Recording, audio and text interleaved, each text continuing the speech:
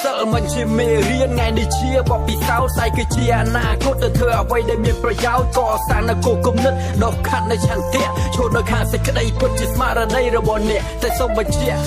មនុស្សដែលចេះពលីឆាជីវិតនឹងមានតម្លៃដោយសារបំពេញទូនាទីរីករងដល់គ្រប់វិធីនិងបង្កើននូវសាមគ្គីបដិវត្តន៍នៃផ្នែកគំនិតដោយយុវជនយុវនារី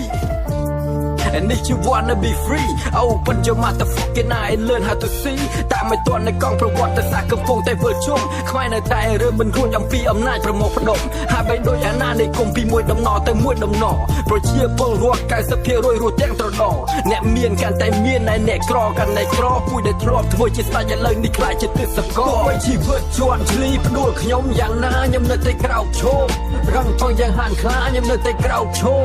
រំពងយ៉ាងហានខ្លាខ្ញុំនៅតែក្រោកឈរ